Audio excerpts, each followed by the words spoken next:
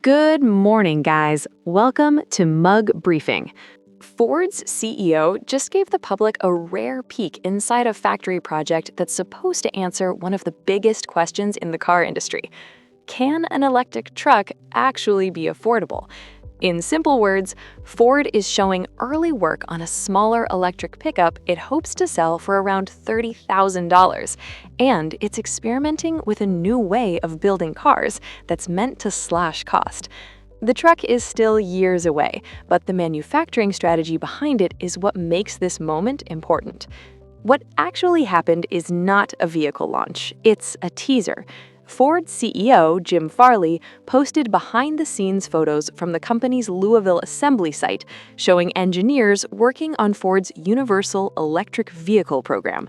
His captions highlighted two things: a planned midsize electric pickup targeted for about 2027 and a new manufacturing approach Ford calls an assembly tree, paired with very large one-piece aluminum structures known as unicastings. These photos show prototype and pilot hardware, not a finished production line. The $30,000 price is a goal, not a signed promise. The 2027 timing is a company target, not a legally fixed launch date. Ford has not published final technical specs, range numbers, or trim details. The company also hasn't released audited cost savings. What we have is Ford describing the direction of the program, not the finished economics. The manufacturing concept is the heart of the story. Traditional cars are assembled from hundreds of stamped metal pieces welded together. Ford is experimenting with replacing large clusters of those parts with a few big cast sections. The idea is simple. Fewer parts means fewer robots, fewer assembly steps, and less labor time. The assembly tree layout refers to parallel build paths that feed into a final structure instead of one long linear line. Ford argues this can reduce complexity and cost, but it's still being validated. This method is promising, not yet proven at the scale of millions of vehicles. Why is this happening now? Electric vehicles have struggled to hit mass market prices, especially trucks. Higher battery costs and complex manufacturing have kept prices elevated. Competition is also intensifying. Automakers know that whoever cracks affordable EV production first could define the next decade of the market. Manufacturing technology, especially large castings and modular platforms, has matured enough that companies believe it's worth the gamble. There's also investor pressure. Automakers must show a credible path to profitability in EVs, not just growth. This likely means Ford is betting that affordability comes from engineering the factory as much as the vehicle. Supporters would say cost breakthroughs rarely come from a single invention. They come from redesigning the entire system. Critics point out that radical manufacturing changes carry risk. Early adoption can create quality problems or delays. The tension is speed and stability. That's the trade-off every automaker faces when trying to reinvent production.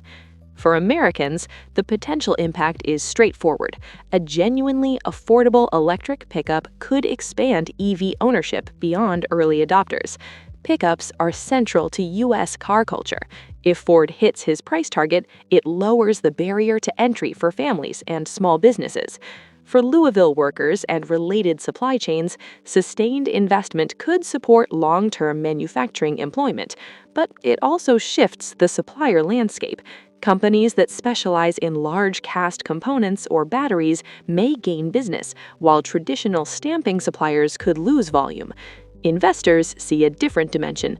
Ford's EV program has been expensive, and profitability has been a concern. A platform designed around lower cost signals a push toward margin discipline.